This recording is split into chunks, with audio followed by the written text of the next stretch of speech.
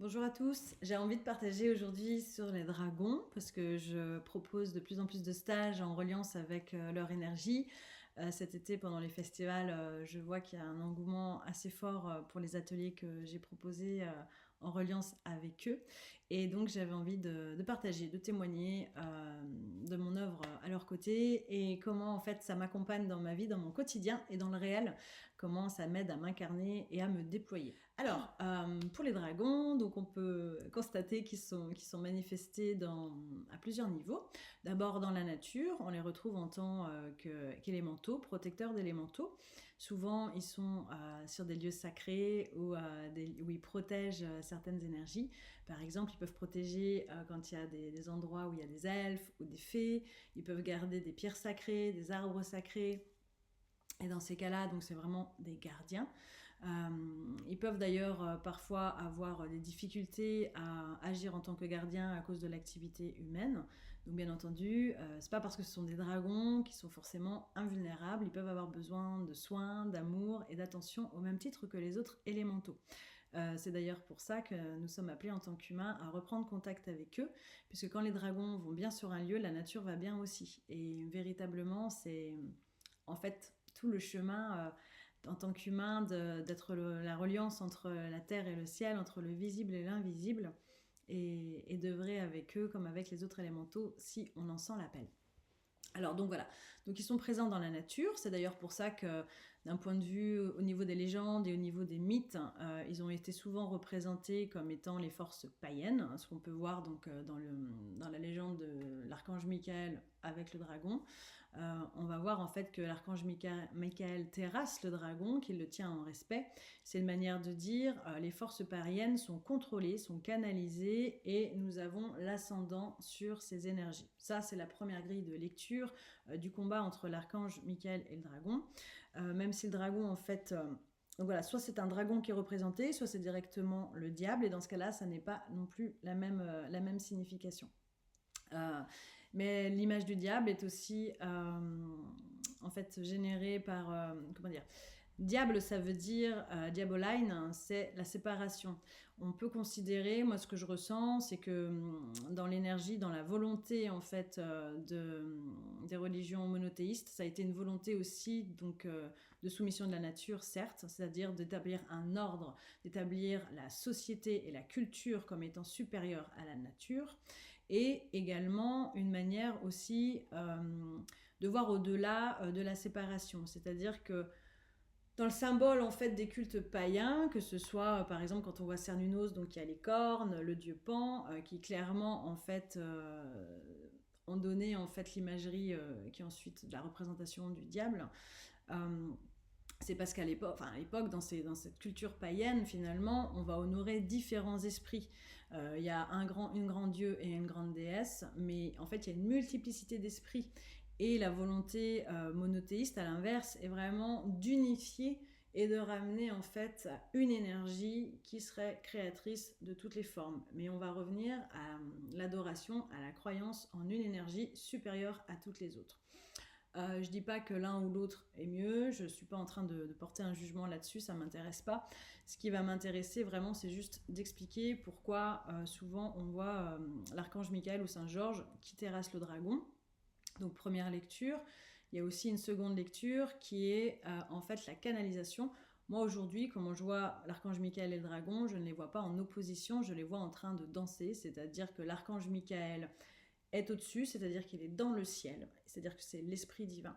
Et le dragon, pour moi, représente l'énergie de la matière où il faut que l'énergie divine du ciel descende dans la terre pour qu'il y ait un équilibre, pour qu'il y ait justement la rectitude, la rectification et l'ouverture du cœur, être dans l'équilibre, puisque l'archange Michael, c'est aussi l'archange de l'équilibre, celui qui pèse les âmes, donc avec les deux plateaux qui doivent être à l'équilibre. Donc voilà, donc c'est aussi les courants, les dragons peuvent figurer aussi comme la vouivre, les courants telluriques. Donc souvent quand il y a une chapelle Saint-Michel, c'est qu'il y a des courants telluriques et de l'eau. Et on a voulu en fait justement canaliser ces énergies païennes en les christianisant avec soit Marie, soit Michael. Ça nous informe aussi de la présence du féminin ou du masculin, en tout cas de la prédominance de l'énergie sur une colline ou un lieu sacré. Voilà. Donc, concernant ces énergies de la nature, voilà, ces dragons qui sont des gardiens, qui sont des protecteurs, on peut communiquer avec eux, on peut leur demander s'ils vont bien, s'ils ont besoin de soins. Ça, c'est un travail en bioénergie et en géobiologie qui peut être tout à fait intéressant. Donc voilà, première manifestation. On voit bien que lorsque les dragons vont bien, tout le monde va bien autour. C'est comme si ça permettait également aux fées, aux elfes de se manifester davantage. Donc plus on va tisser du lien, nous en tant qu'humains, avec les dragons, en reconnaissant leur présence, en les honorant, en les célébrant et en tissant du lien avec eux, plus on leur permet en fait d'exister. Chaque fois qu'on connecte avec l'esprit, pourquoi est-ce qu'on fait des offrandes physiques aux esprits par exemple? On pourrait très bien dire oui mais les esprits ce sont des esprits donc ils vont pas manger de la nourriture, mais en fait ils vont manger l'éthérique, ils vont se nourrir de l'éthérique qu'on leur offre. C'est une manière de dire je te reconnais, je crois en toi et je fais venir depuis l'éthérique dans la matière, je fais ce pont moi en tant qu'humain, en tant que vecteur, en tant que passeur du visible à l'invisible, je te reconnais, je t'offre ceci et donc je sais que tu existes. Et c'est une manière de recréer le lien. Donc voilà pourquoi il peut être chouette de leur déposer des offrandes ou de leur offrir un chant ou un feu du cœur. Donc voilà, ça c'est pour les dragons qui sont présents notamment donc, dans la nature.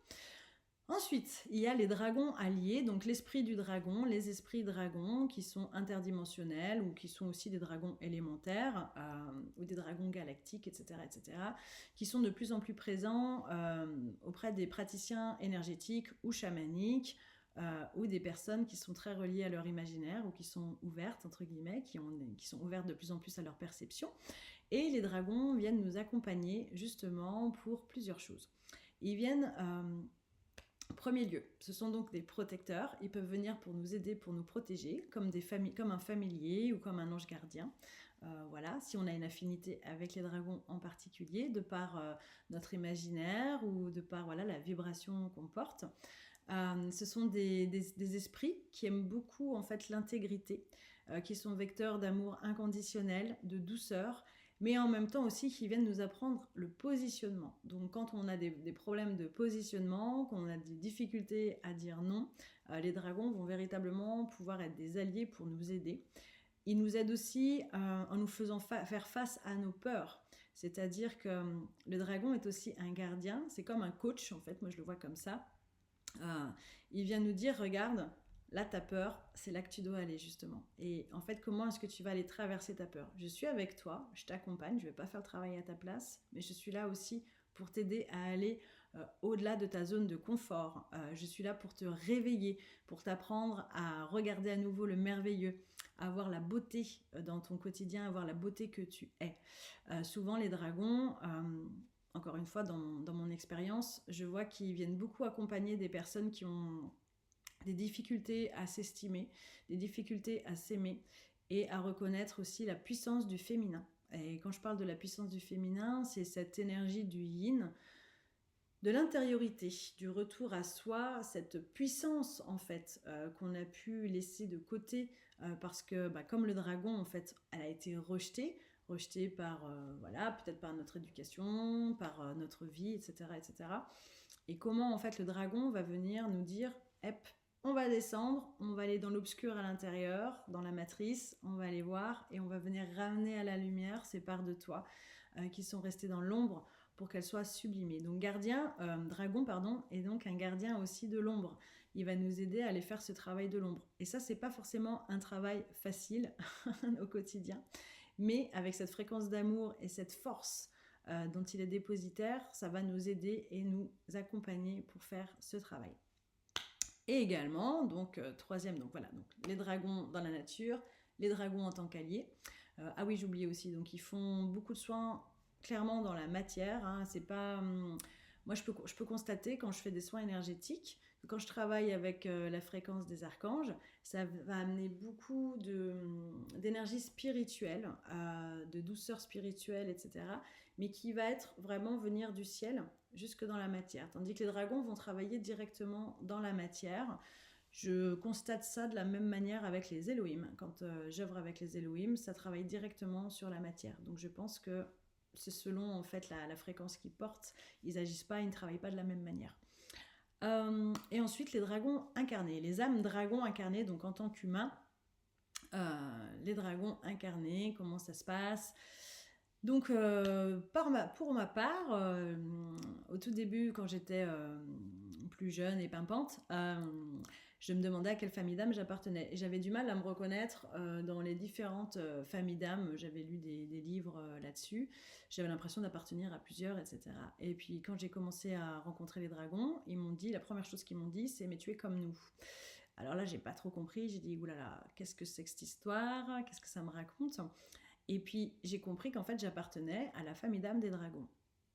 Donc j'étais un dragon incarné. Puis j'en ai échangé avec une amie qui elle travaillait déjà depuis très longtemps avec eux et qui m'a confirmé qu'elle également était un dragon incarné.